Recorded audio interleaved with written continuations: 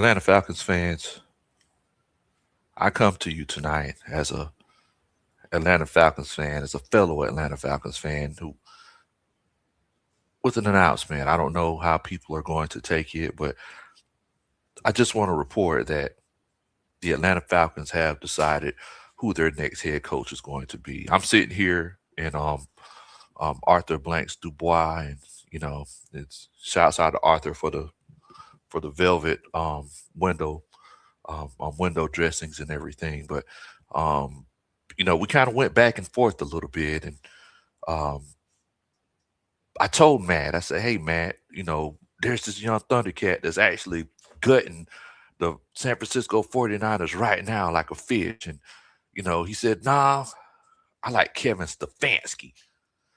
So as we, you know, went back and forth, he finally made the decision because at the end of the day, Matt's the president of football and I'm not. And um, it got kind of intense, but shouts out to the Atlanta Falcons. What in the world, boys? Your boy Big Low Country. For everybody out there that don't know me, my name is Big Low Country. I'm just old country boy from football coach. Love to sit around and talk about sports. Yes, you. You yourself could have been anywhere in the world tonight, but you're here with us, and we definitely and greatly appreciate it. If you watch the show after we're going live already, make sure you put a what in the world in the comments. Also, make sure that you share the channel with your friends and family. We would definitely and greatly appreciate that. We got a lot to unpack. The Atlanta Falcons just announced that Kevin Stefanski is going to be our new NFL head coach. Now, the goal, right?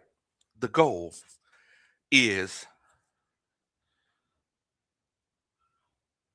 for us to look back at this live 2 years from now, and shall I say in 2028, whenever the Atlanta Falcons are playing in the Super Bowl, the goal is to look back at this live and say, daggum, we made the right choice. That's the goal at the end of the day. The goal is to look back and say, daggum, we made the right choice. Now, let's go ahead and get it all out of the way.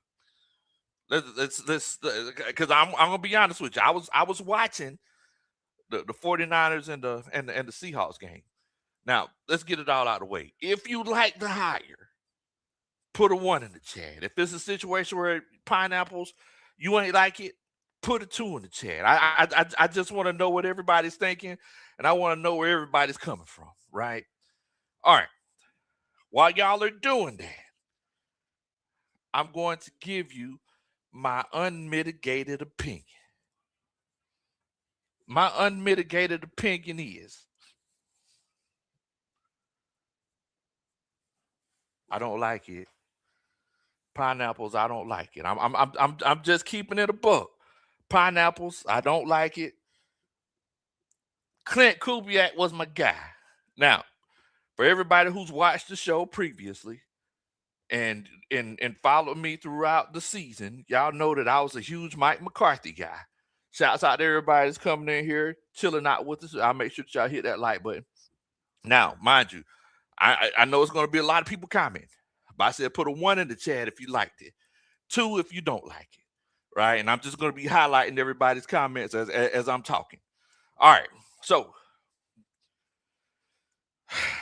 there are a few reasons why I didn't like this. Number one, Kevin Stefanski has a losing record. He's a losing coach. You first of all, you would think we've gotten past that, right? But obviously we haven't. We haven't learned our lesson. 45-56 coaching record with the Cleveland Browns. Um, let's see here. Let's see if we can pull up Kevin Stefanski's standings over the last few years. But the reason why I didn't like it, okay, so one thing everybody's highlighting is the fact that he's won Coach of the Year twice. All right, so in 2020, his first year, he won Coach of the Year. He went 11-5. Lost to Kansas City in the divisional playoffs. Okay, next year 8-9. Does that sound familiar? Okay, I'm not. I'm just wondering. 8-9. And like I said, I'm just highlighting everybody's answers as we go.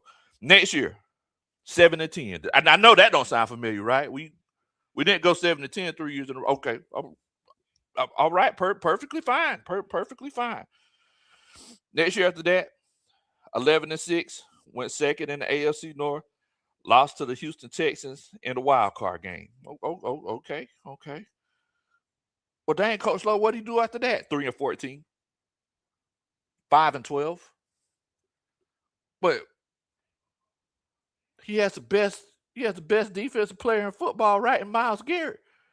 Oh man. Well, he didn't have a chance to get a quarterback, so he didn't get a chance to develop anybody. Well, you know what they did last year? They got 5. They brought 5 of them in. But it would change the quarterbacks like people change underwear. More than some of y'all actually change underwear. And at the end of the day,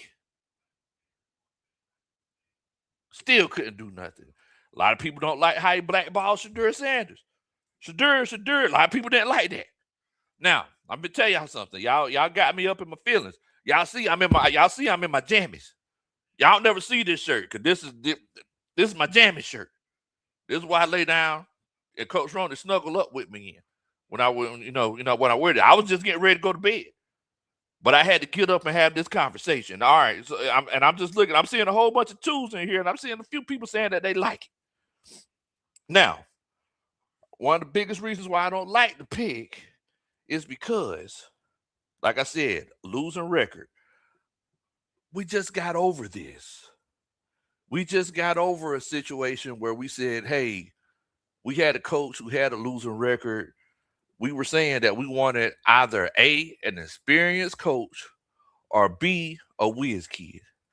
Whenever I watched the Cleveland Browns play football, I seen it where it was a situation where nobody felt like they had to worry about the circumstances that were given to them if they perform poorly. And it's feeling like we're putting ourselves in a situation where we're going to have another coach who is not holding people accountable if they don't perform accordingly. You got Myles Garrett, standing there acting like he's crossing somebody over, before the ball is hiked.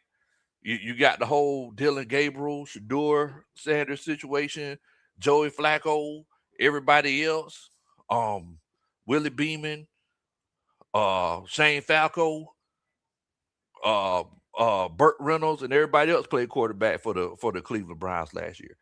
At the end of the day, we're hoping for the best. But I'm just watching just a few minutes ago, and at this point in the game, Seattle Seahawks are leading 24-6. And they just started the third quarter, and they in the red zone. They finna score again. I just watched the young Thundercat and Clint Kubiak, who looks like he's in full control of a game against one of the best football minds in Kyle Shanahan. Now, if it's a situation where you legit can't get a guy who's an experienced coach, and mind you, y'all know I was heavy on Mike McCarthy, right? Fact of the matter is, after I looked at the situation, I looked at Mike McCarthy and I looked at John Harbaugh. You can ask Coach Roney. I said, I think I'm going to pass on those guys. They seemed a few too many pecan seasons. John Harbaugh 62, Mike McCarthy is 61, 62, 63. Those guys are going to have 5-year contracts, and they're going to look around if they make it 5 years and say, hey, I think I'm fit to chill out at Lake Tahoe. I want someone who's old enough to know better, but young enough to have the energy and y'all know Coach Roney is the English major. I guess it would be spontaneity to do the things needed to do to win big games. Big players make big plays in big games. Good coaches do the things, have the spontaneity to do big things to win big games. So that's where we were at. Now, I understand he has experience. That's what we all wanted. That's something that we were all asking for. But at the end of the day, one thing that I say personally that you could substitute for that experience is the on the job training or life training that Clint Kubiak had as a son of a former NFL head coach. Football was life for the young man. How many times have we looked over the course of history and seen coaches who were sons of coaches or coaching families and they were consistently good or consistently great? I mean, we're seeing it in the NFL today with John and Jim Harbaugh. Their dad was a coach. We're seeing it with, I mean, even if it's not at the highest level with the NFL, you're seeing it with the Sean McVays of the world. You're seeing it with the Kyle Shanahan's of the world. You're seeing it with the Clint Kubiaks of the world. Sometimes, even if you are a smart X's and O's guy, there are things that you have to communicate, and there are things that you have to relay, information that you have to relay in tough situations. That's just how it is. Matt Ryan, for example. Matt Ryan literally cussed Julio Jones out on national TV. He knew how to do it. I mean, if there was a guy who was a little bit of a jerk who tried to do that and hadn't put forth the work to put himself in a situation to say those types of things to Julio Jones, you probably would have seen some furniture moving on the field. So the point that I'm making is, even though you're a good X's and O's guy, you still got to be a guy who's a leader of men. And that's something that you either have or you don't have. At the end of the day. And there's nothing that I seen Kevin Stefanski do. And once again, I'm hoping that we look back at this in 2028 and y'all be like, man, Big Low is super wrong with this whole complete take. But there's nothing that I seen Kevin Stefanski do as far as the biggest aspect of being a coach, which is the character. We've learned this for the last 2 years, which is the character. There's nothing I seen Kevin Stefanski do that makes me say, and mind you, I don't know everything that I need to know about the man. And y'all know I'm going to do my research. But from what I've saw so far, there's nothing I've seen him do that makes me say, lock and load, let's go. And like I said, I hope I'm wrong. Now, as far as coaching, as far as schemes, as far as X's and O's, he's up there with the top. I mean, look, we seen what he did this year with Quinyon Judkins, and we seen what he did with Shadur Sanders and Fanine, the young tight end, and and Joku, and all these other guys. We know that this guy, X's and O's wise, is a top-notch guy. He comes from that whole Kyle Shanahan, Mike Shanahan, Gary Kubiak coaching tree. He knows the West Coast system. He knows his own run blocking scheme. He knows the whole play action situation. And shouts out to my homeboy Padre, who hit me up. He talked to me a little bit earlier today whenever it was looking like it was pretty much a done deal. Padre told me, hey, Bo, if you want Michael Penix to be successful in NFL, this is the guy who would most likely be able to do it for you. But I want to know. I want y'all to let me know if you feel like I'm wrong. Also, we got our first Superman chat of the night. Stefan Shelling says, how do we go from Harbaugh to Stefanski? Why not Kubiak? This organization needs to, this organization knows how to rip his fans' heart out by making stupid decisions. Daggone, Bo. Hold on. Calm down, Stefan. Dun, dun, dun. That's a Superman chat. Look, I understand your frustration. But one thing that we do have to acknowledge, Stefan Shelling, one thing that we do have to acknowledge is we're a whole heck of a lot better than we were 2 weeks ago. Let's keep it a buck. Even with Kevin Stefanski as the head coach, if it's a situation where you didn't like it, if you put him on this same team this year, there would have been a huge possibility we would have been playing today or tomorrow because we would have beat the Jets. I mean, if I'm lying, I'm flying. If he would have been the head coach this year, we probably would have beat the Panthers in that second game. There's so many close games that we lost. If he would have been the head coach, there probably would have been a good possibility that Young Wei Koo wouldn't have been the kicker, and we wouldn't miss those kicks in the first game of the season.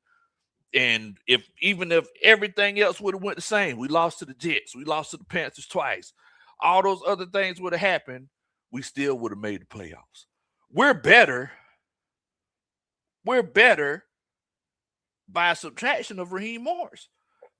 Excuse me. So, I mean, at the end of the day,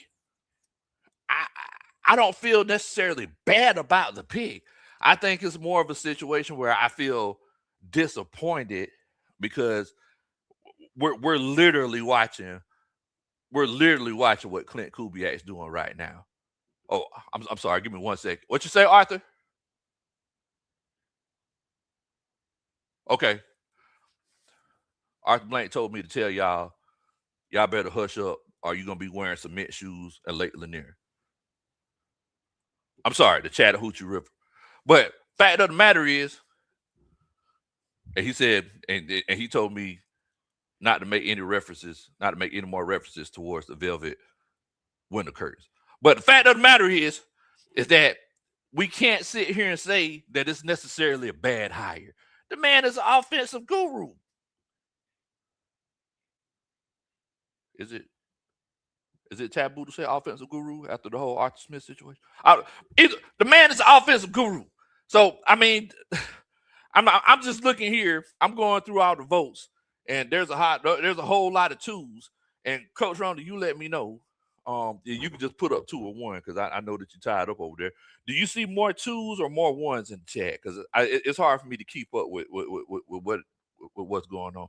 Okay, Coach Ronda she just threw up the deuces. She's over there singing the old school Chris Brown song. I'm on my knees. I'm gonna throw my dues to her. Okay, there's a good bit of 1. So so we got a mixed bag. So now where we go from here is we have to figure out, is it one of those situations? The people who have the ones, the people who give me the ones, I just want to know, why are we feeling like it's one of them situations where this is a good pick and this is the best direction for the Atlanta Falcons to go moving forward?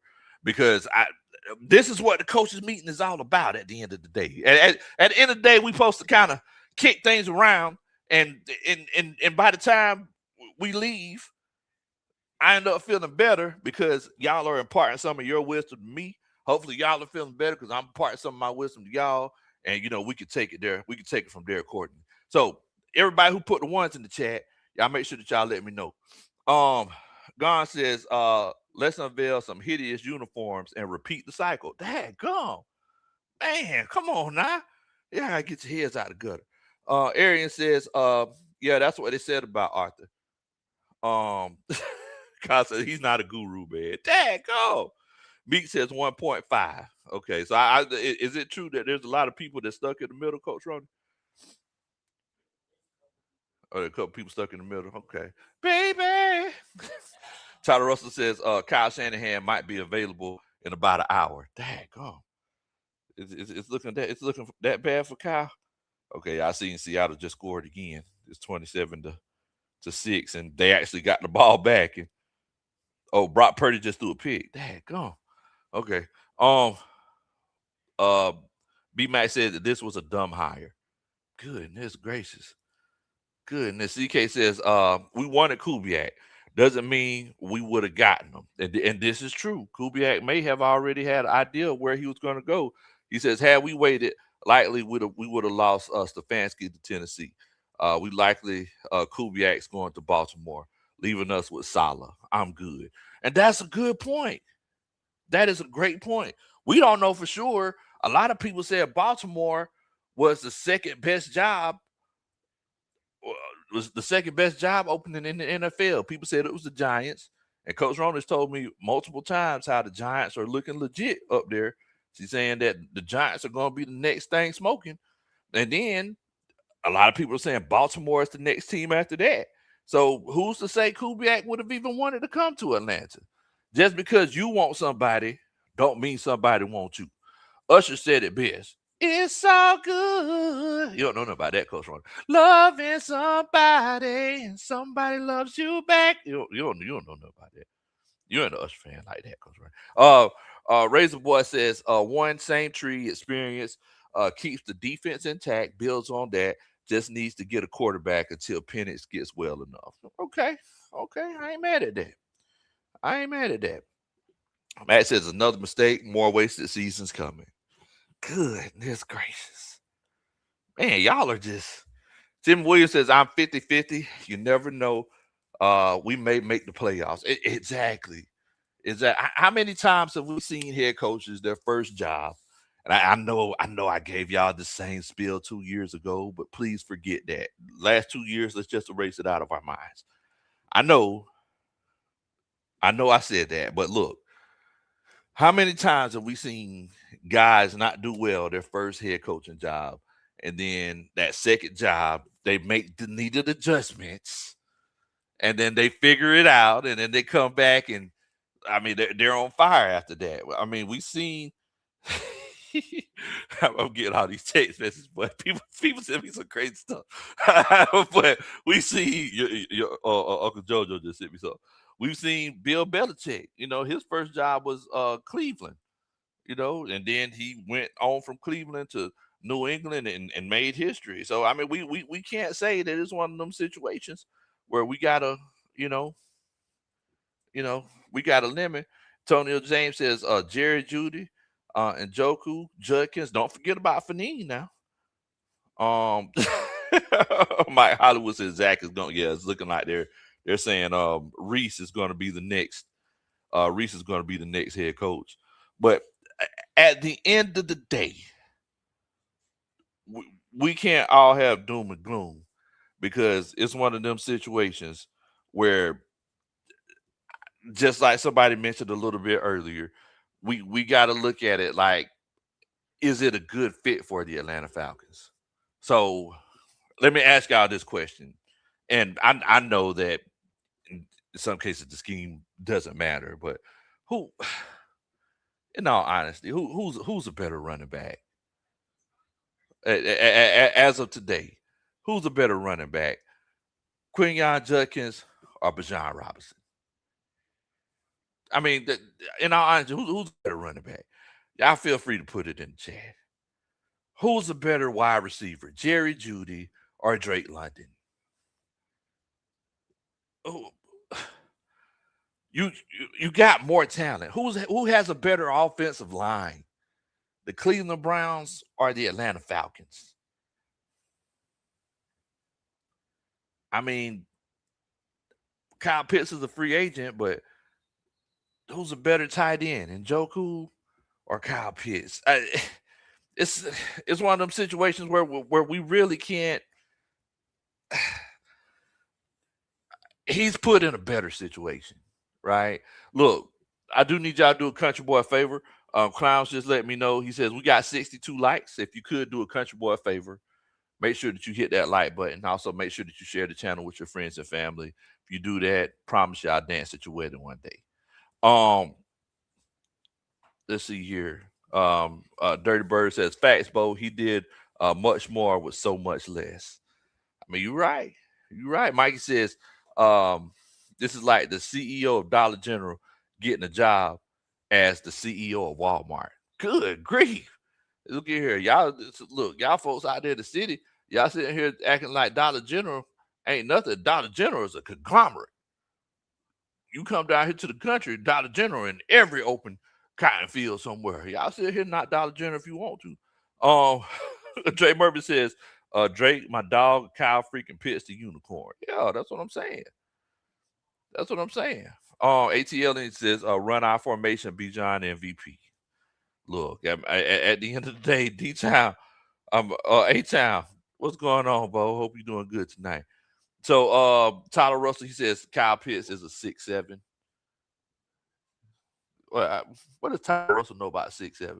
He says Kyle Pitts is a 6'7". You got to do this when you do this. Is this something that we leaving in 2025? But he said Kyle Pitts is a 6'7". I mean, look, I can see if a few people are saying Njoku was better. I can see where you're coming from with that. I mean, Njoku was a dog. Both of them are dogs. Both of them got K9 in their blood. But overall, I think we would all venture to say that the Atlanta Falcons have a better offense. If you feel like the Atlanta Falcons have a better offense, I mean, coaching aside, just talent, put a 3 in the chat. If you feel like it's one of them situations where the Cleveland Browns have a better offense and, you know, Stefanski's taking the step down, put a 4 in the chat. I just want to know because I really feel like he's coming up. I feel like this is legitimately a mutually beneficial situation, right? If you look at let's say the whole John Harbaugh situation. If you look at John Harbaugh leaving the Baltimore Ravens, going to the New York Giants, it's a step down, right? Baltimore's Baltimore. If you look at that Baltimore roster, you say they're going to the playoffs next year. The Giants still on the way up. It is what it is. But in this situation, the Atlanta Falcons came up by getting a better coach. Kevin Stefanski came up by getting a better roster. I mean, if I'm wrong, please let me know. In the words of Aaliyah, let me know. I'm still trying to get my voice back close. Let me know. Ooh, let me know. Okay. So it's looking like everybody's in agreement with me. They're saying that they feel like the Atlanta Falcons have a better offense than the Cleveland Browns. So, like I said, it's a mutually beneficial situation. Jeff, J Kid with a 3, hit us with a 3 yeet. J Coop says Big Low read Stefanski's record for Cleveland before the dumb owners of Cleveland went and got Deshaun Watson. Please read it to the people. The owners of Cleveland did this to Stefanski. I mean, look, I mean, you might have, and as a matter of fact, we read it, and you know, I did. What year did they get Deshaun Watson? 2022. I'm not mistaken. Zulu Warrior. Wait a minute. Okay, Zulu Warrior says, "Hey, Kevin Stefanski has to go. Is it too early, Bo? Dang, go. What? Dang, he ain't even coached some practice. Dun, dun, dun. That's a Superman chat. Goodness. Man, let the man coach a game first, Bo. Daggone. A-Town Down said, look, Bo, you dead wrong. You dead wrong. Marina says, is Stefanski keeping Pitts in Algier? That's a look, that's a hey man, is Stefanski keeping Pitts in Algier?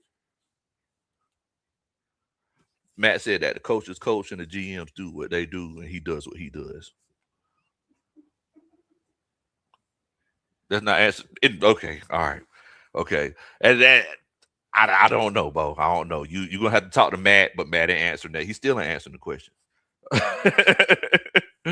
Oh man, Razor Boy said, "Daggone, Bo, the ink hadn't even dried. Y'all already trying to get rid of the man." Man, that man said, "Hey, hey," he hit him with the "hey, hey, ho, ho" already. Coach Ron, how long has the "hey, hey, ho, ho" been going now? Is it? And what was that? Like 3 years ago? I didn't want him the first year he came, so it's probably his first year. So what? 4 or 5 years ago? Hey, Coach Ron, you look here, y'all. Coach, whenever Coach Ron hold a grudge, he hold on to it. He hold on to it. Cause good grief. J Kid says, I guess we'll be hiring Josh Williams by the end of the night. I mean, look, um the report that came out was that today or yesterday saying that Josh Williams was going to be the GM, Kevin Stefanski was going to be the head coach. I mean, maybe that's one of those situations that that's going to ring true because we seen that. Goodness gracious, it's 34-6, Coach Ronan. They stomping a mud hole in them. Man, the offense sure knows how to score points in Seattle. Ooh, hope we could do that. So I feel like it's a good possibility that Josh Williams is going to be the going to be the GM. I know Ian Cunningham, shouts out to him, Arthur Ashe's nephew.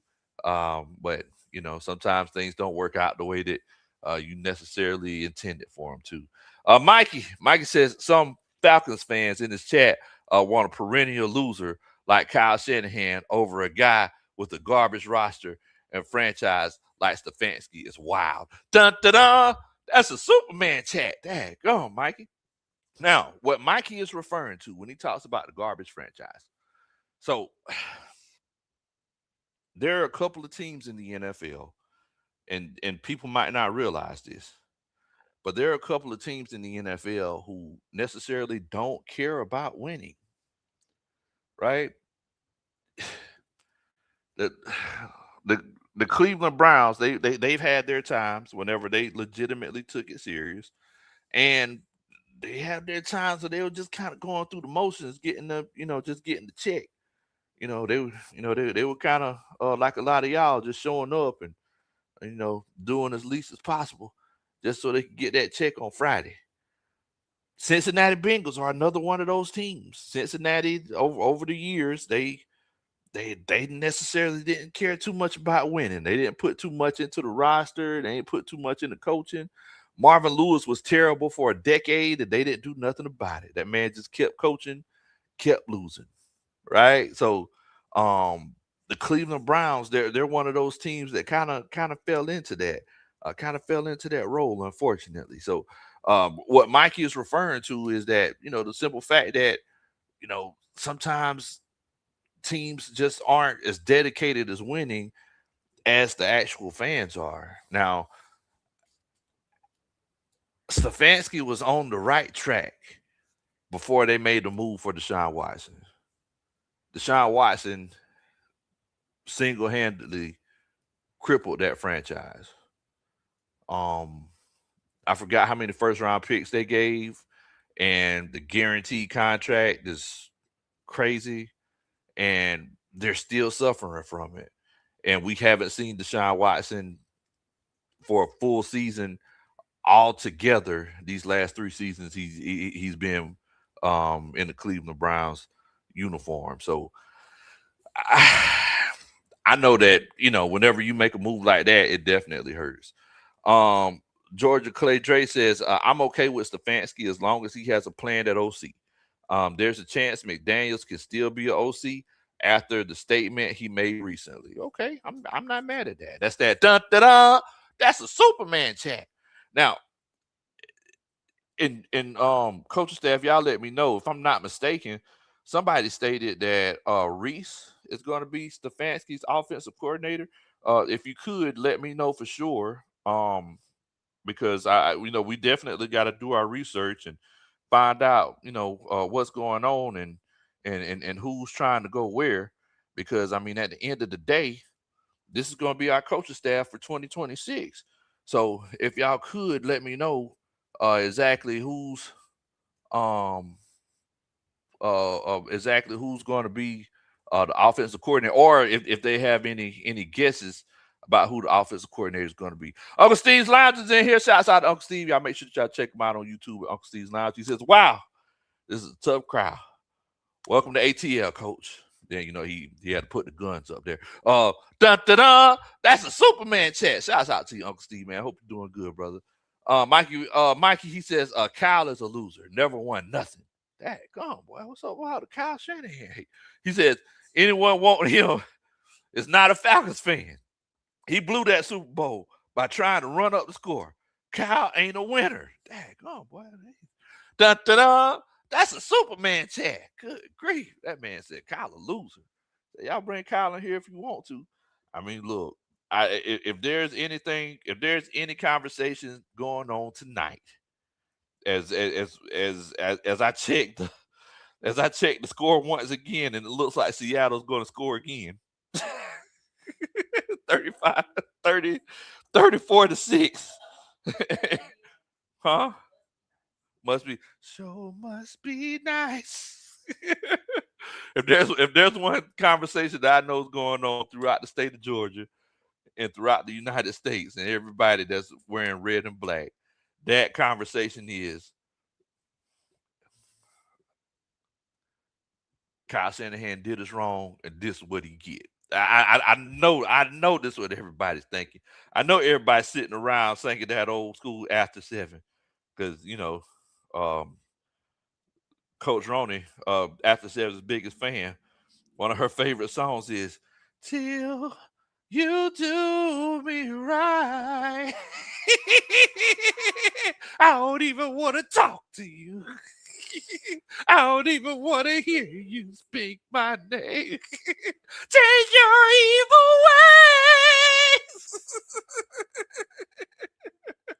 ways.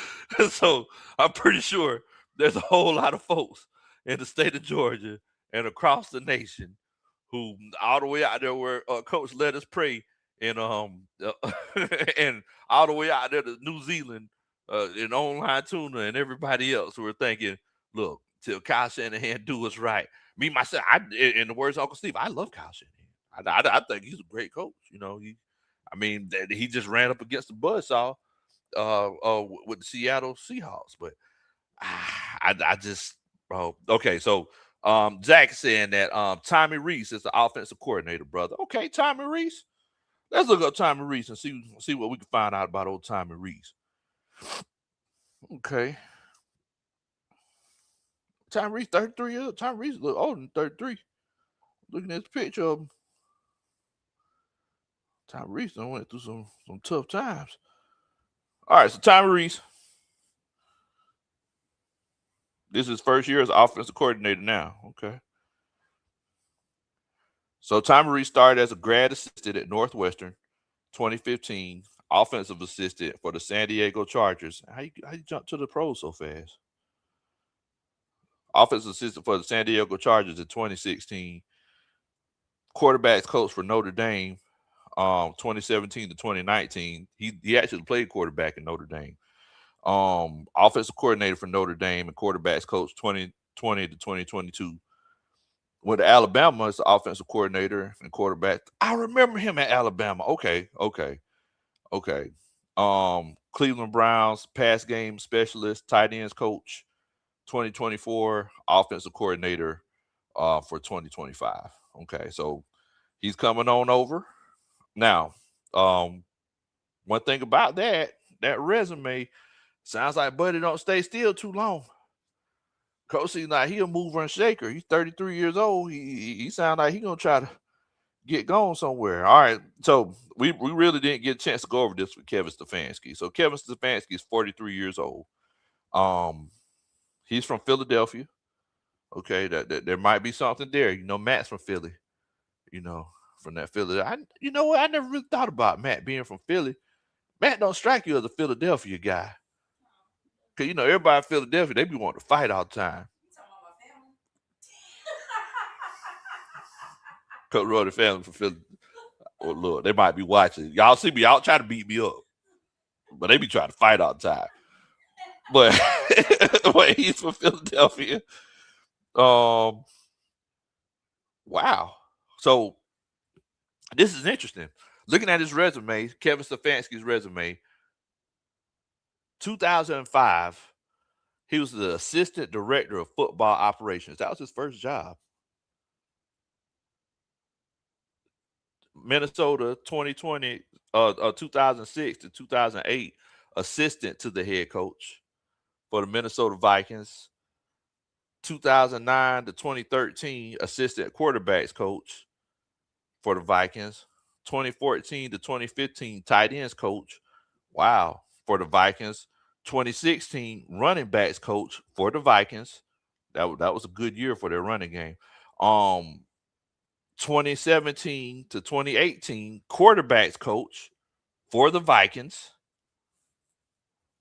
Interim offensive coordinator in 2018 for the Vikings.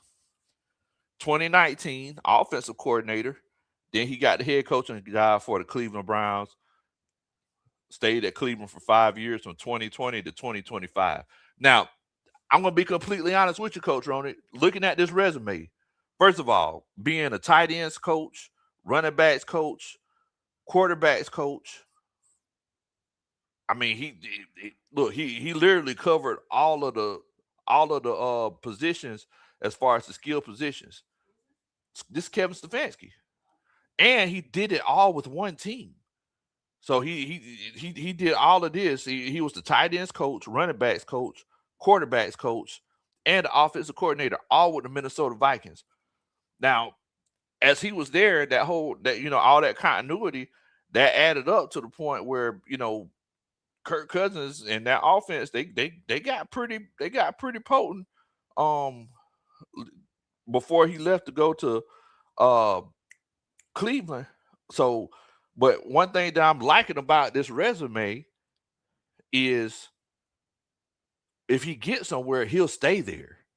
Like you know how we know these coaches, Coach Ronnie. Like a lot of these coaches, they don't care. They don't have any loyalty. It's like they'll get a job, they'll get this experience 1 year, and then they'll try to go to the next job that pays more money, or they'll try to get more experience or get that higher position. A lot of times coaches will go to another position or they'll take another job at with the same position, but if it pays $2 more, they'll take that job, right? Kevin Stefanski legitimately stayed with the Minnesota Vikings and learned as much as he could there at that position and got the offensive coordinator job and then went ahead and took that head coaching job. I you kind of gotta applaud that, right? Am I wrong? Like you kind of gotta that's a huge part. That's something that you don't necessarily see, especially in today's football. Whether you talk about college or the NFL. Now, high school, a lot of times these coaches they'll stay somewhere for a while. They'll grow roots, but a lot of times you don't see this. Um, John Harris is in here. John. He gonna come. John gonna come and say something. He says, "Are the torches lit yet? Hey, hey, ho, ho, get what in the world? That da, da, da. That's a Superman chat. Dang up, John. The man ain't even coached to practice yet. You telling that man to get?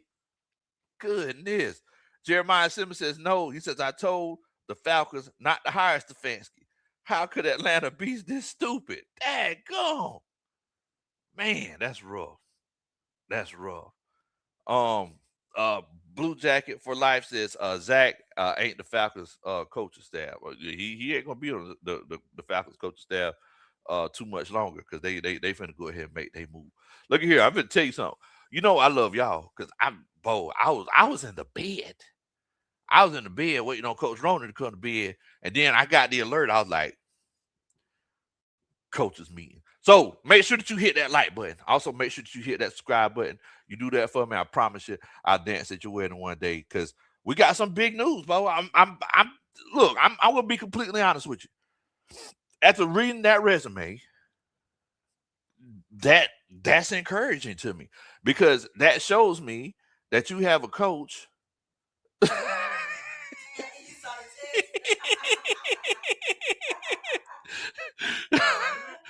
Okay, all right, Tyler. I'm gonna get you.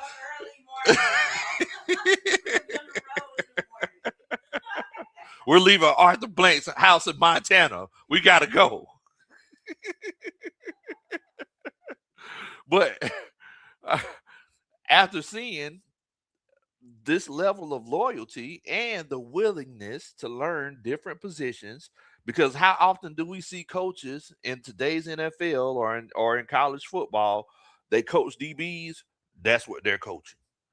Hey, I was a DB in college, I was a DB in high school, this is what I'm coaching. How often do you see a coach who ends up being an offensive coordinator? Most of the time, let's be honest. Most of the time, offensive coordinators are two positions. It's either a quarterback or it's a former offensive lineman. Am I right or wrong? And y'all let me know if I'm wrong. Please let me know. You have outliers like Eric Bieniemy, who's a running back back in the day. But you look at Eric Bieniemy, if I'm not mistaken, I think he was just a running backs coach throughout his career. But most of the time, these guys they coach quarterbacks or they're offensive line coaches. So I'm looking at this and I'm legitimately thinking, well, daggone, the man learned about tight ends. He mastered the tight end situation. The man learned about running backs. Like, hey, let's get these running backs right. He got the running backs right, and he mastered that position. He said, hey, what's going on with the wide receivers over there? He learned all of that information, put it in his cache. Is that the proper way to say it, Coach Ronnie? He put it in his cache. Cache. Why is it spelled different then? So he put it in his cache. And he said, I'm going to go and be the best offensive coordinator that I can be based off of the information that I have. I actually like that. And he did it all with the same organization. Procter Gamble says this hire is trash. Dun, dun, dun. That's a Superman chat. Daggone Procter. Man, boy, y'all legit Clint Kubiak or Bush, wasn't you? Man, that's tough, man. Well, look, what Chris said. He said, man, stop it. I'm just looking at the positives. I can't look at the positives. What in the world? Now, the whole excuse me, the whole coach of the year situation. The whole coach of the year situation. Everybody. So there are a couple of ways that you can win coach of the year. One, if you're a brand new coach and you take your team to the playoffs, you got a great chance of winning coach of the year. So that's the first way. If you're a brand new coach, still wet behind the ears, hadn't spawned yet, and you take your team to the playoffs, that's the easy way to go. That's the easy way to win coach of the year. Number two, if you were bad the year before, and whenever people talk about, they sit around and talk about who's going to win the division, who's going to win the AFC North, and they don't mention the Cleveland Browns, and you end up either winning the division or you go to the playoffs with a double-digit winning season, there's a good chance you're going to win coach of the year. Kevin Stefanski did it both ways. He did it both ways. He came in hot, on fire, young Thundercat coach, took the team to the playoffs, won coach of the year. They had a down year. After that, came back like he never left. Came back like that second Boys to Men album. Y'all might not know nothing about that. That second Boys to Men album that just had the Boys to Men on it with the big writing. Like, yo, we coming back better than ever. Boys to Men, ABC, BB. He came back like that. And then won, the coach of the year next year. He caught everybody off guard. Shouts out to okay, there we go. Stuck for a minute. Shouts out to Philip Bonner with a Superman. Dun dun dun. That's a Superman sticker. A Superman chat. What's going on, Philip? Appreciate that, Bo. But yeah, I mean, so at the end of the day,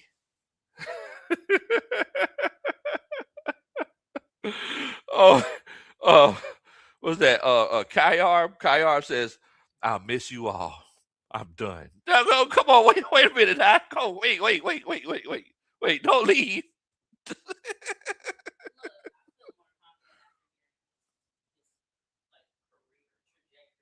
Okay.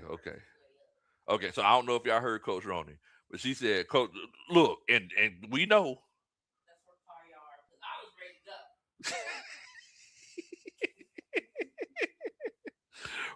One thing that we know and we've learned over the past years is that there's the Coach Ronnie filter, right? And if you don't pass the Coach Ronnie filter, you're gonna have a tough time. So look, so are you saying he passed the Coach Ronnie filter, Coach Ronnie? I'm saying I'm willing to give it a legit chance. Okay. Like, oh, I'm so disappointed. Okay. So look, Coach Stefanski, you heard that now. I'm just gonna tell you, Art Smith, he didn't stand a chance. No. He didn't stand a chance. Look, look, as fast as you can say next day shipping. That's how fast Coach Ronnie was out. I'm telling you. Raheem Morris, he shouldn't even walked in the door. Coach Ronnie was out on him. Coach Stefanski, Coach Ronnie giving you a shot. And in the words of Hamilton, you better not lose your shot. That's what he said. Not throwing away. Oh, don't throw away your shot.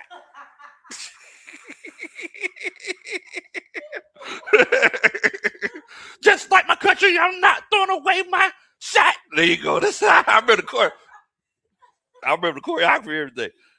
Kai says, yeah, I ain't gonna lie. I got naked for Kubiak. Dun dun dun.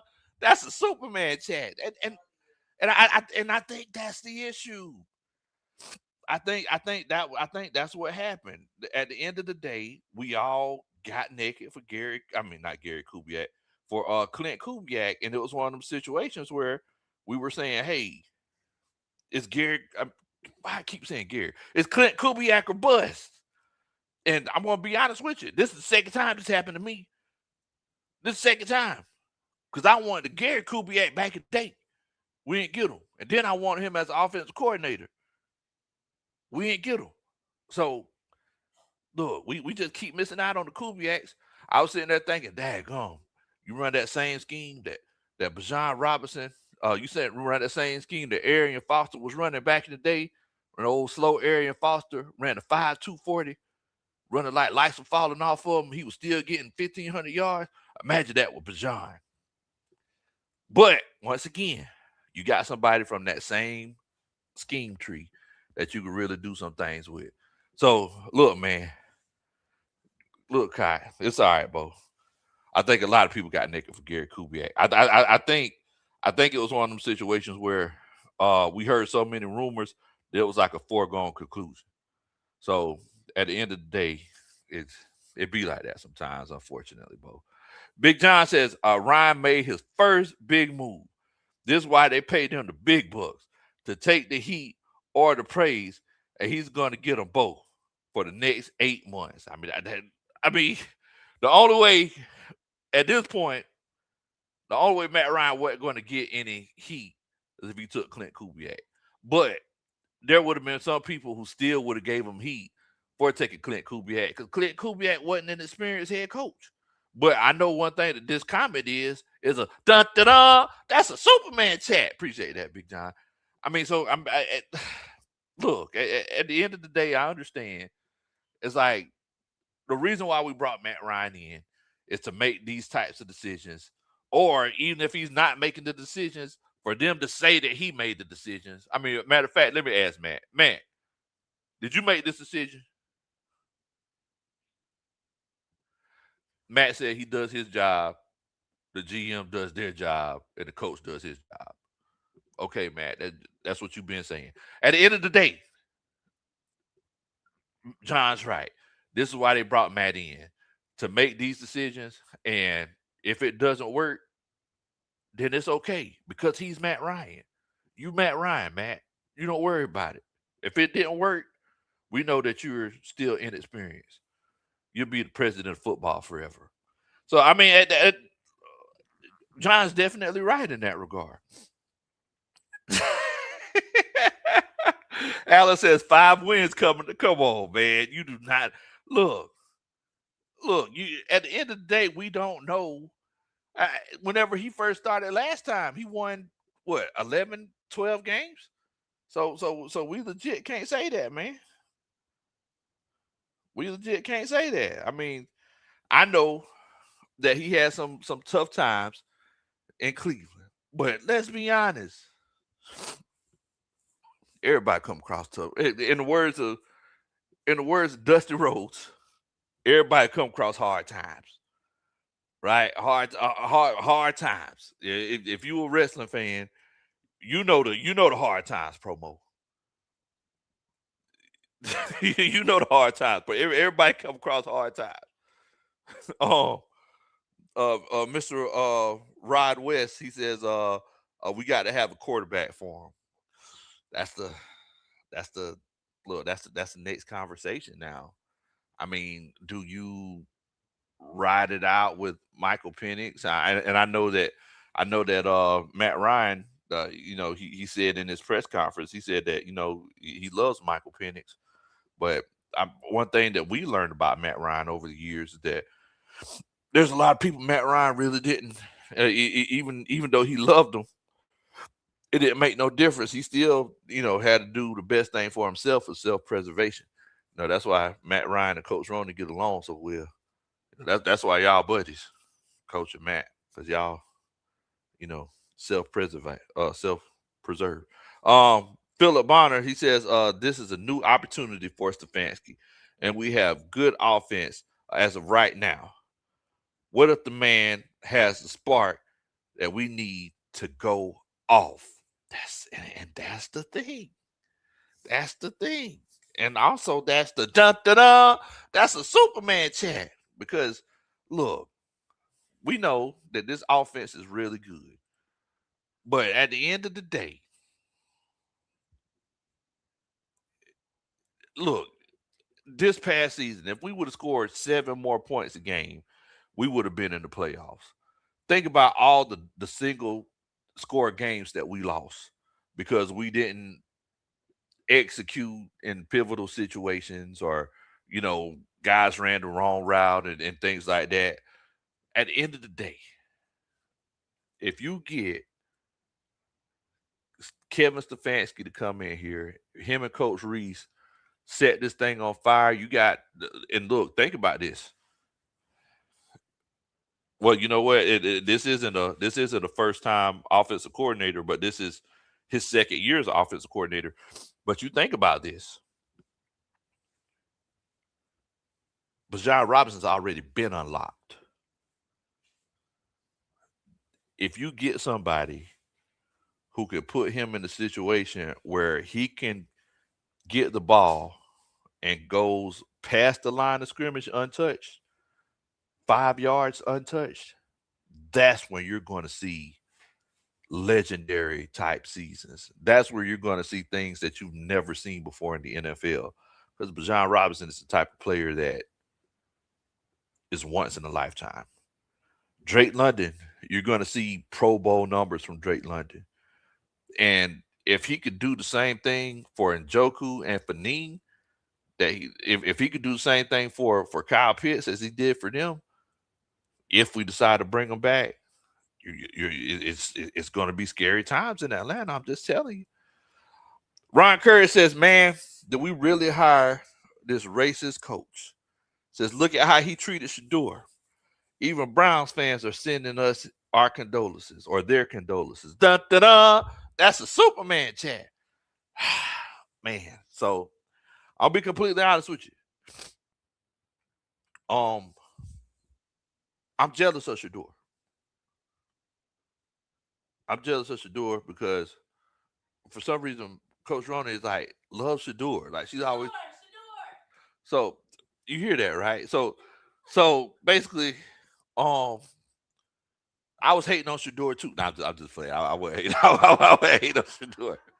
I was just playing, but now, bro, I know a lot of people are talking about the whole Kevin Stefanski and Shador situation. At the end of the day, we don't know. We don't know how much of that was front office and how much of that was coaching.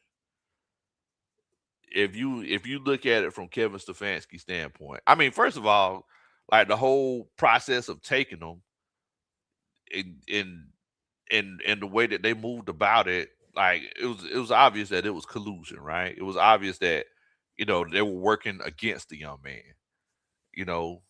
So after that, I mean, there have been multiple reports that come out that said that the Browns didn't support Shador Sanders.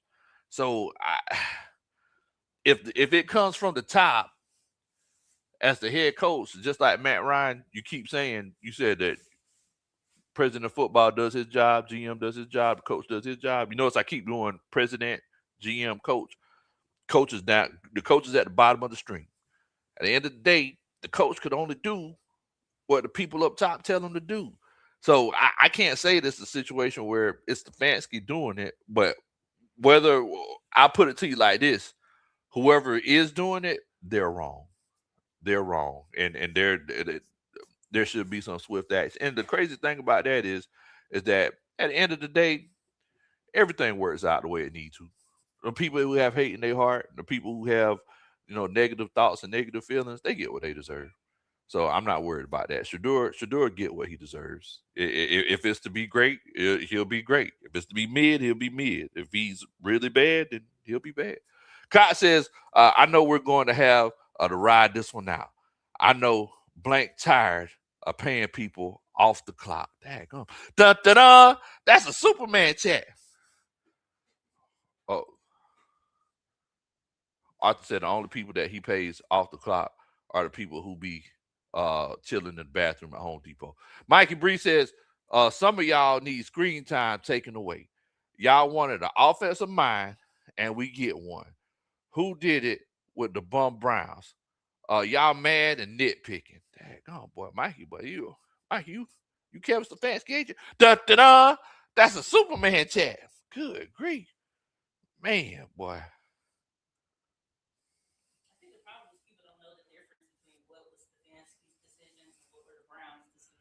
And that's the. I mean, what'd you say?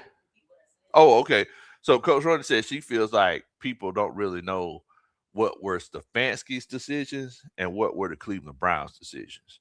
So and you make a good point, Coach Ronnie. It may be one of them situations where the man, how did the girl say the song on Facebook? You about to lose your job.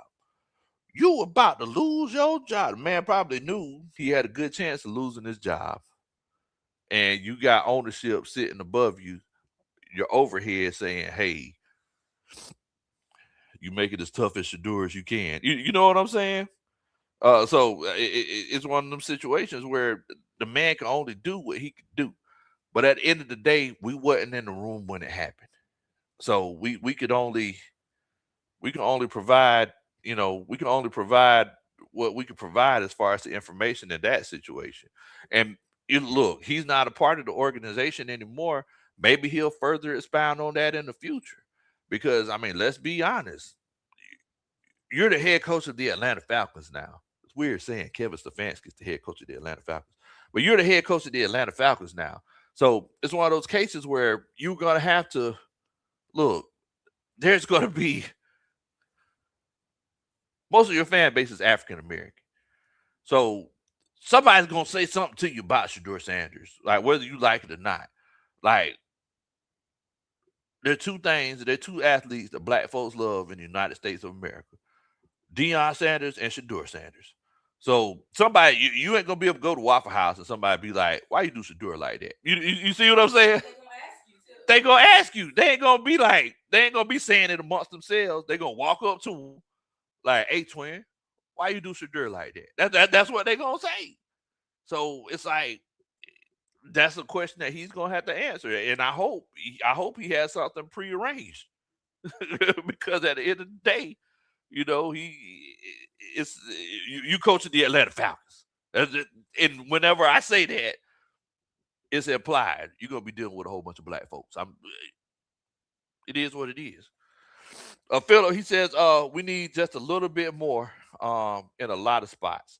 Um, what if he adds at least just that or more? We would be here if we watch film with Bijan. Oh, okay, okay. My bad. You said we would be in here watching Bijan do work right now.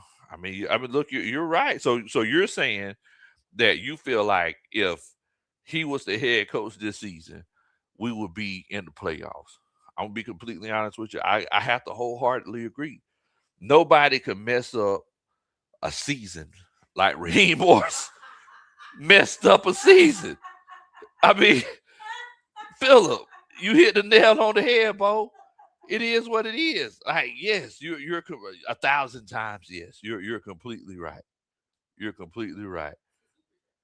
Oh, I'm sorry, Philip. My bad. Dun dun dun. That's a Superman chat. Much love to you, fam. Um, Granny, what in the world? What kind of freaking name that is? It says, well, Granny says, why is everyone acting like Stefanski made every roster choice? And that's the thing. A lot of times things come from up top, right? So we got to legitimately look at the situation and say, hey, is it a situation where he legit made all those decisions? Was it him that had Shadur Sanders fifth on the depth chart? Was it him who decided to not play Shadur Sanders or put Shadur Sanders in bad situations. Like I said earlier, it was obviously collusion, but at the end of the day, just like Lil Wayne said, let it all work out. It's all gonna work out at the end of the day. Also, you know what's gonna work out? It's gonna work out that I dance at your wedding one day if you hit that like button for me. Make sure to do a country boy favor, hit that like button. Also, this is your first time chilling out with us, and you're surprised about the Kevin Stefanski hire, and you need a way to express it, and you want to follow somebody throughout this new era of Atlanta Falcons football, as a lot of people become pleasantly surprised from 2026 and beyond. You can do that by hitting that like button and hit that subscribe button.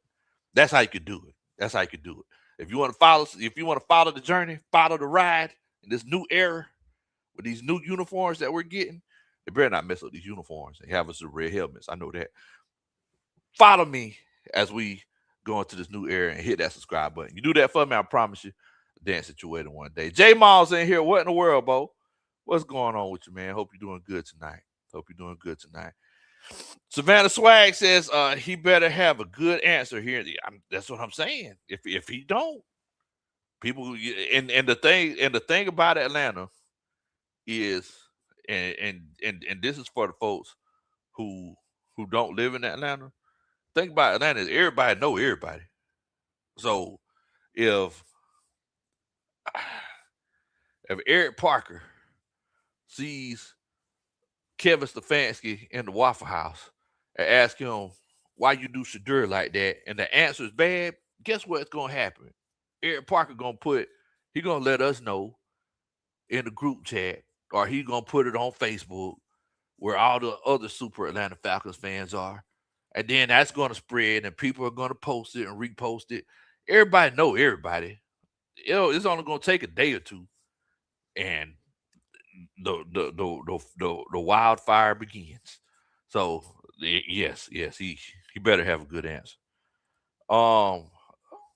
What's going on, John Lovett? He says, as good as Bijan is, he is only one piece. And what's crazy about that, John? We almost went to the playoffs with just Bijan. Think about it. If you look at the rest of our offense, who else was consistent? There wasn't any consistent pieces. Drake London, he went through his injuries, and there were times when he was playing, he wasn't that much of a factor. If you look at Kyle Pitts, he had a pretty good season, but there were times when Kyle Pitts wasn't too much of a factor. Whenever he really started making a big difference is whenever we legit didn't have a choice of who else to throw the ball to.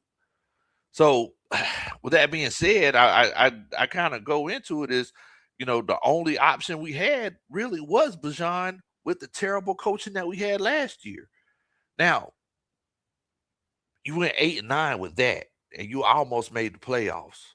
Just imagine having somebody with a legit offensive mind who could put these guys in the right system, in the right place to do some big things. Jeremiah says Atlanta will never win a Super Bowl under Stefanski. Somebody, I'll make sure y'all clip this because if we win, we got to hold it against Jeremiah. Be like, hey Jeremiah, it's 2028. We dancing right now. Y'all remember Jeremiah? What's the date? January 17th, 2026. Jeremiah was like, man, we ain't never win a Super Bowl under Stefanski. But the thing is, I know that Jeremiah's gonna be he's gonna be the most happy wrong that I've ever seen. He gonna be like, man, boy, was I wrong. He'll be smiling the whole time. Shouts out to Miss Carrie. Carrie brought across homes. Carrie says, he wasn't my first choice, but I understand the hire. I trust Matt Ryan or MR2. I'm glad we have an experienced head coach with the offensive background. Let's go, coach. Look here. There's another super fan. She's getting in line. I'm telling y'all, man, it's all look. It's all about getting in line and supporting the brand. We can't be in a situation where we're waiting to watch the Falcons win to start supporting. We can't be that. We look, this decision that Matt Ryan, the front office made, we locked in, Bo. We locked in. Stefanski. I'm trying to practice how I say his name whenever I'm talking trash. Kevin Stefanski. That's I think that's how I'm gonna do it. Also, I know how I'm gonna do this right here. That's that da da da. That's a Superman chat. Shouts out to you, Kerry. Shouts out to you. Your unwavering supporter, Kevin Stefanski. How you like that, Coach Ronnie? You like that, Kevin Stefanski? Yeah, you got to say it with a little bit of attitude. There you go. There you go. Um, let's see. Miss T, he said, "What was the big hurry anyway?" I mean, look. At the end of the day, you want to bring your coaching staff in. You know, you want to bring your coaching staff in and try to establish your new culture, establish the way that you're going to do things. You know, the things that they work on during this off season. You know, practice schedules, travel schedules. You know, talk. You know, get their whole coaching staff together. Come up with the nutritional plans, the workout plans. Like the sooner you get all of that going, the sooner you can get your culture going, right? So you got Kevin Stefanski. Guess what Kevin Stefanski doing? He probably talked. To Bajan Robinson already, right? He probably talked to Bajan Robinson. He probably said, "Hey, Bajan, you had the fourth most scrimmage yards last year." He was like, "Look, we may not be trying to get you that many scrimmage yards this season, but we want you to be more effective. We want to put the ball in the end zone. We're more worried about getting you more touchdowns opposed to more yards. We want to spread the love. We want to run the score up." He's probably talked to Bajan Robinson already. Y'all think Kevin Stefanski hadn't talked to Drake London? Y'all think he ain't talked to y'all think he talked to Michael Penix? Said, "Hey man, you know, I know that there's people out there hating on you, but look, I talked to Matt. Matt said you are quarterback." Zulu Warrior. Zulu Warrior gave us the boo thumbs down. Come on, Zulu. Man, come on now. You at least got to give the man a chance. Look, think about it. If we love Matt Ryan, this is this decision that he made. He had to make tough decisions. This is the first one. You know, Falcons Nation, let's ride. Da da da. That's a Superman chat. Kerry says, head coach picks out. He says head coach pick is out of our control. Gotta hope for the best and root for the team as diehard Falcons fans. Let's hope it's a situation like Bill Belichick in Cleveland. I said that a little bit earlier, Kerry. Like let's hope that it's one of those cases where we say, hey, you know, he righted the ship, that he righted the things that went wrong, and now moving forward, you got it figured out. Falcons Nation, let's ride. Dun dun dun. That's a Superman chat. Appreciate you, Kerry. And basically, and like I said previously, looking at his coaching, his coaching resume, this is Coach Roney. It's very calculated. It's very calculated. I mean, just the way that he went about getting this experience. First of all, he owes the Minnesota Vikings his undying gratitude. Y'all understand he was with the Minnesota Vikings for 13 years, no 14 years. He was with the Minnesota Vikings for 14 years. Kind of going over it again for the people who weren't here, from 2006 to 2008, 3 years he was the assistant to the head coach, right? Assistant quarterbacks coach from 2009 to 2013. Tight ends coach 2014 and 2015. Running backs coach 2016. Quarterbacks coach 2017, 2018. Interim offensive coordinator in 2018. Actually took the offensive coordinator job in 2019, then became the Browns head coach. Oh, you don't see how calculated that is? That's somebody who, I'm gonna be completely honest with you. It reminds me of people that I admire. It reminds me of Coach Roney, right? Continuous improvement. Like just knowing a little bit about something isn't enough when you can learn as much as you can learn about it and make yourself as good as you possibly can, right? It's a situation where you have to admire it. And he did all of that and got all of that experience with one organization. I mean, you can't help but admire that. That shows me a loyalty that you rarely see in the NFL. Only person I know as far as not a head coach that loyal to an organization is Josh McDaniel, who's been with the New England Patriots ever since the Israelites came out of Egypt. That's the only person. Well, the doc says, I don't care if I'm in a minority. This is a solid hire. I trust Matt to recognize talent, and this is a great step.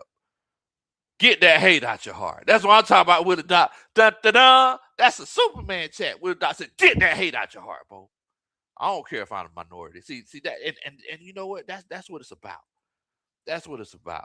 Coaches meetings. You know, shouts out to Willie Doc because he knows what it is. Sometimes whenever people disagree with you, everybody know you stand on business. Sometimes you just gotta come out here, stand on business, and tell people what you're thinking and how you doing things. Shouts out to you, Willie Doc. Everybody know you stand on business.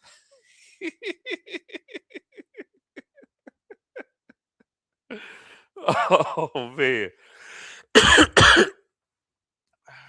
Now, one thing I do want to acknowledge is Coach Padre was after Kevin Stefanski back in 2020. This is an ongoing thing for Coach Padre. Coach Padre been trying to get Kevin Stefanski through three head coaching hires. And on the third one, he finally got him. So y'all make sure y'all give Coach Padre a hand. Shouts out to him. Look, his scouting and his personnel work second to second to none. But in the words of Ashanti, he ain't always there when he called, but he always on time. Padre says, "Hey, coach, Joe Thomas sat in on the meeting with the Falcons at Stefanski. So he bring a Hall of Fame players in his advisory already. Okay. See, look at there. Joe Thomas, Hall of Fame left tackle. Look, the more great minds that we can bring in, the better. I'll take it. Dun, dun, dun. That's a Superman chat. Appreciate you, Padre." Oh man, Keenan Moss says, "I'm with it. Let's go. That's what I'm saying. Like, look, this is a decision that we made. We fans. I'm get it, bro. Let's ride. Lock it low." Chris says, Big Low, you're not selling us on this resume. I ain't gonna that's a pretty good resume. I'm you sold Coach Runner? That's a pretty good resume. Like that's something that you don't often see. That's something that you don't often see. That's all I'm saying. And Keenan Moss, just like you said, the biggest thing that we were all saying before last season even ended, whenever we had an experienced head coach, the guy Raheem Morris, he was a previous head coach for the Tampa Bay Buccaneers, and he was an assistant head coach for the Los Angeles Rams, their Super Bowl season. But whenever he came here, he kind of pissed down his leg. But whenever we walked out of this, we want an experienced head coach. So everybody that's watching that's not Falcons fans, just know that's how bad Raheem Morris coached. He coached so bad that we thought he was inexperienced whenever we knew he was experienced. And we left saying we need an experienced head coach. That's how bad that man was. So at the end of the day, it's one of them situations where we wanted an experienced head coach. That's what we got. Clint Kubiak is looking good out there in Seattle right now, but he's not an experienced head coach. Now, just like I said a little bit earlier, the next best thing would have been if you can't get somebody who coached previously. The next best thing is somebody who's in a coaching lineage, because you could refer to dad, or you could just go off of what you've seen, look at dad's old notebooks, watch dad's old tapes. You got so many resources at your disposal. But we went ahead and got the guy who had previous experience, who just wasn't in a good situation. So moving forward, we're saying, hey, daggone, you're getting better from this. We're getting better from this. This is it's legitimately mutually beneficial. It's mutually beneficial. Now, y'all let me know. So we're going through the coaches meeting. Coach Ronnie told me that she feels better about the hire. I want to ask y'all, the people who initially put two in the chat. Whenever I said put a one in the chat if you like to hire, two if you don't.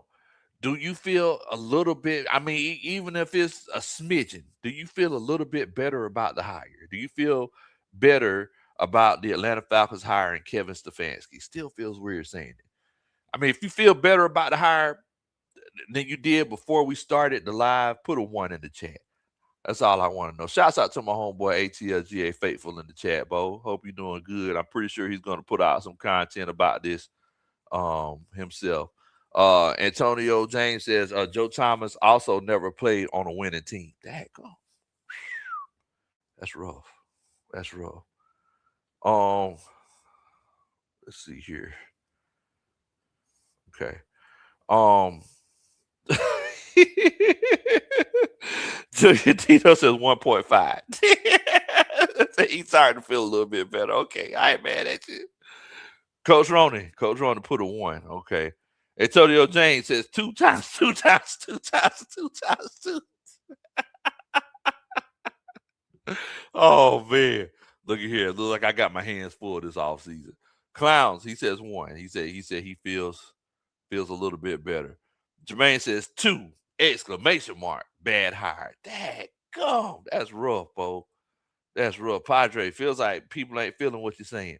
Ricky Reese says one. Says he feeling a little bit better. I said put a one in the chat if you feel just a little bit better about the whole Kevin Stefanski hire than you did before we started the coaches meeting. Rob says, in the words of Club Nouveau, why you treat me so bad? What are you referring to, Coach Roddy? Club. I'm gonna have to look that one up. I'm gonna have to look that one up, Rob. Oh man, Coach Russ says one. Just a little bit. Okay. A Love says okay. A Love feeling better. J Kid says 1.5. I'm not with no former Alabama offensive coordinator. I mean, Steve Sarkisian. Steve Sarkisian doing his thing in Texas. Kind of doing his thing in Texas. Oh man, Keaton Moss said he feel better. Blue Jacket says, Harbaugh, 5 years, $100 million. Y'all wasn't trying to pay. Y'all wasn't trying to pay Kevin Stefanski. Or no, y'all wasn't probably trying to pay John Harbaugh $100 million. And I'm gonna be completely honest with you in regards to that John Harbaugh situation. Like I said the other day, at the end of the day, I didn't want Harbaugh because Harbaugh gonna get that 5 year deal, and guess what he gonna do? He gonna shut it down. He gonna be 67 years old. He gonna be legal retirement age. He gonna be like, man, boy, I ain't gonna lie to you. Lake Tahoe looking pretty good, bro. I just got paid. I just got paid like a number one wide receiver, and all I do is coach. I'm good. You think he gonna keep coaching after that? 67, 68 years old? Nah, bro. It's over. It's over. Then on top of that, I mean, let's keep it a bug. I'm glad we passed on John Harbaugh. John Harbaugh's he's not that good. John Harbaugh ain't good enough to the point where you pay him $20 million. I'm sorry. And that might just be me. But $20 million a year, that's Andy Reid type money. John Harbaugh, the last time he won a Super Bowl was 2014. That was what, 3 presidents ago? Like I'm good. I'm good at the end of the day. So I I don't know. Dr. Split says I'm gonna give him a shot. I guess. Okay. I mean, I'm good with that. ATL Skate Man said he don't like it. Okay. Look, and I understand that, brother. Oh, okay. See, I could definitely see that. I could definitely see that. DL on the DL, he says, one. I don't know if he's the one, but he ain't a bum. Okay. Okay. And that's like I said, at the end of the day, we times were a whole lot worse. You know, just a month ago. Just a month ago, it's a situation where, look, if you was up by 15 points with 4 minutes left, you still looking like, I don't know about this one, big dog. We might want to chill out for a little bit before we start swag surfing, big dog. I don't know. You might want to look. It's some hard times there, big dog. but but now, I mean, you're legitimately in a situation where, hey, you know that you have legit coaching, right? You know that it's a situation where you could actually um, put your good players in good situations. Okay, Padre. See, Padre says Club Nouveau, coach. Okay, well, I must say Club Nuevo. That's what I said. Okay, okay. Well, he corrected me. Club Nouveau. Okay, okay. My bad. Club Nouveau. Okay, okay. Look, Padre, feel free to hit me up on the phone and kind of sing the song to me so you can kind of jog my memory as far as how that song goes because I'm kind of eager to look it up right now. Dre says, "I'm 100% with you on the John Harbaugh though, beloved. Yeah, I'm completely. Look, at the end of the day, it's one of those situations where John Harbaugh was it all of this that he's commanding, $20 million a year. He wants full control of the roster, $10 million budget. All this, like, chill out, bro. You ain't that good. Because see what's gonna happen. You come out here and you go 8 and 9. Everybody gonna start looking around, and be like, we paid 20 mil for this. $20 million a year for this? And look, you already know that's what they're gonna be saying in Atlanta. You already know it. Oh man, Jake here said, well, I guess we at Magic City tonight with Coach Stefanski. Dag. Oh, Coach Ski. Okay, okay. That's a new nickname, Coach Ski. Okay, ain't nothing wrong with that. I'm trying to get hit with the lingo. Blue Jacket says if we paying Kevin 20 million, I'll be done with the fact. Yeah, yeah, we ain't paying Kevin 20 million. He ain't getting that kind of money. But I mean, just like I said, somebody mentioned a little bit earlier, 2-time coach of the year. You can't be mad at it. Can't be mad at it. Um, let's see. Blue Jacket says if we paying, okay, yeah, I got that one already. Antonio James says the grace y'all giving offensive guru Stefanski and his 16.4 a game this year is hilarious. That man has 16.4 points a game. I mean, but if I'm not mistaken, he didn't he start all 5 of his quarterbacks. If I'm not mistaken, right? He started all 5 of his quarterbacks. So I mean, there obviously wasn't any sort of continuity offensively. Let's see here. I mean, look, the Falcons only scored 20. We only scored 20 points a game. Ain't too much of a difference.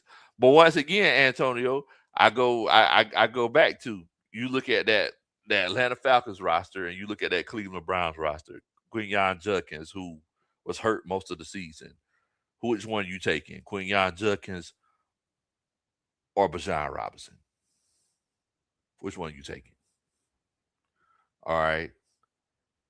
Jerry Judy, Drake London. Which one you taking? Cleveland Browns offensive line or the Atlanta Falcons offensive line? Which one you taking? I'm, it's two totally different levels of talent. I know somebody mentioned Njoku was equal to or even better than Kyle Pitts, and look, that's not even something that I'm going to argue about. But at the end of the day, I know that the Atlanta Falcons roster is a whole lot better, and it seems like at some point in time, obviously, the Cleveland Browns were in the self-sabotaging business with this whole situation that they had with Shadur Sanders. So if it's a situation where a young man can play football and you're not even letting that young man play football, it's already hard enough to score points in the NFL. What's going to happen whenever you sitting up here plotting against yourself? You're probably going to be pretty bad, right?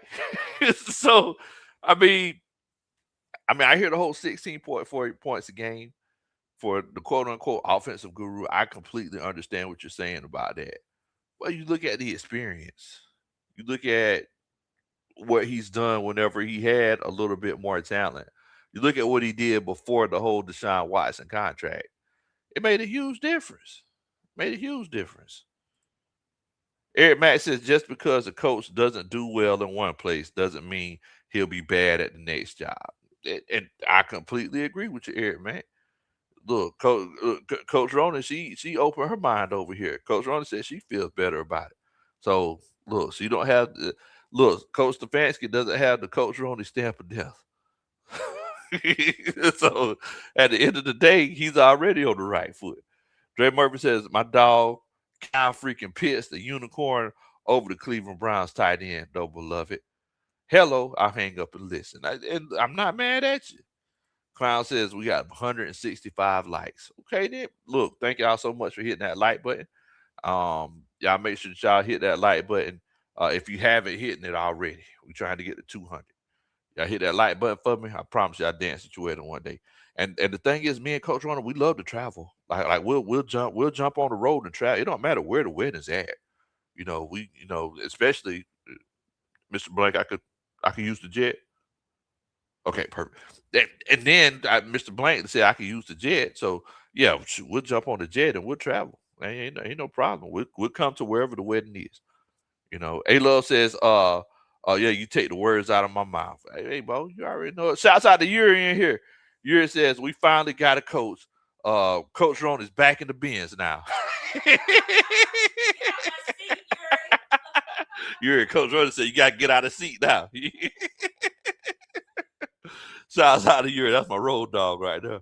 Yuri, we got to hit up the palm, man. I was looking at some YouTube videos on the palm. I was like, yeah, me, Coach Corona, and Yuri, we're going to have to hit the palm up and see what's popping over there. Gravedigger says, everybody knows Cleveland is historically a terrible franchise. He was getting things done despite a bad organization. I believe this because I believe this becomes a playoff team instantly. And see that, and Gravedigger said it. Over the years, it's been obvious that the Cleveland Browns, sometimes they just weren't interested in winning. Let's keep it a bug. Like there have been times where winning wasn't their first priority, right? So I don't know if y'all seen the whole Arthur Blank press conference. What was that, a week and a half ago? Arthur Blank seemed like he has this renewed focus and this renewed zeal to actually win. This whole 8 and 9, 7 and 10 deal, that's not something that he's trying to do. And moving forward, he's trying to actually get things done. So, I mean, with that being said, it's like, look, you kind of got to figure things out. Okay, you're saying he's gonna be on our road next year, Coach Ron. Okay, shouts out to you coming down there and chill out with us. Yeah, you're like the seats. You gonna be right beside us, or you let us know where you're gonna be at. Rob says at some point we have to stop buying used income tax cars and get a reliable new whip. Dang, gone, man! Look here. That one thing I had to teach Coach Ronnie. You think Coach Ronnie wouldn't get an income tax car? Coach Ronnie like, look, it's paid for. Black folks when they say "for," they mean it. Coach Ronnie be like, look, it's paid for. If something happened to it, we just take it to the shop. But that car paid for. I like, look, baby, you gotta get you something that's is good and reliable. If you want to just up and drive to Cincinnati, you can just up and drive to Cincinnati. You don't got to live like that no more.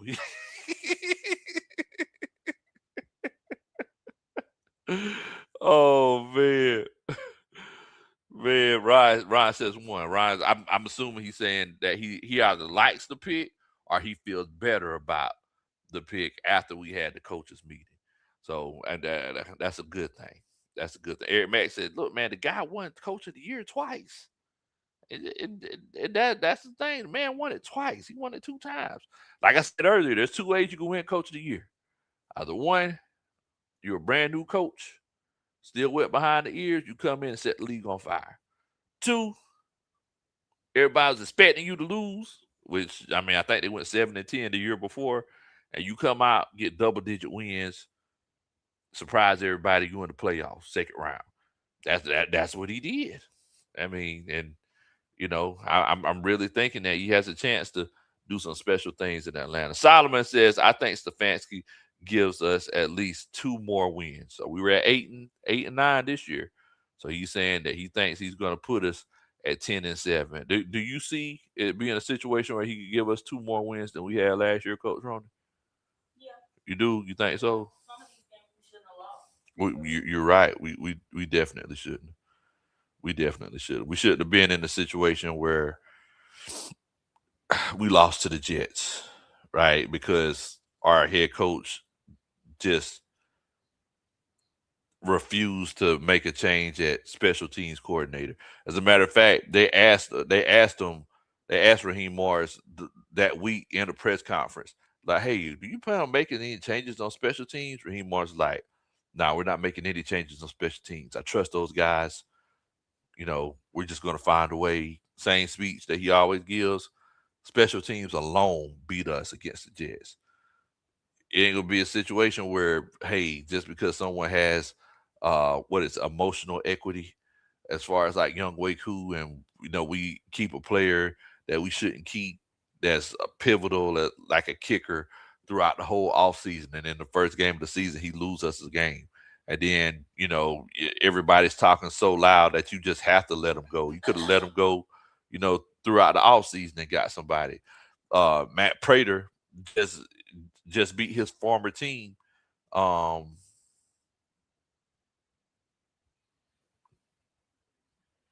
No, Matt Prater lost to his former team, but Matt Prater was playing for the Buffalo Bills tonight. First year playing for the Buffalo Bills, but he made a change. Guess what? We could have had Matt Prater. At that point, by the time the end of the game came, I think Matt Prater was 22 or 24. Young Way Cool last year kicked 66%, and we still kept him on the team. So yes, the thing is that you have to make the changes that you need to make at the end of the day. You have to make the changes that you need to make. Chris says, but hire a losing coach. Sometimes, like I said, football is just like life, bro.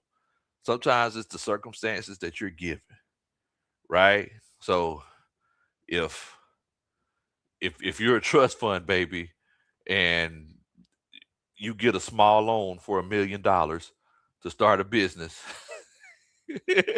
it's one of those situations where you got a whole lot better of a chance than somebody who's getting it out the mud and you know robbing Peter to pay Paul to start their business. It's a whole lot harder depending on the circumstances that you're given.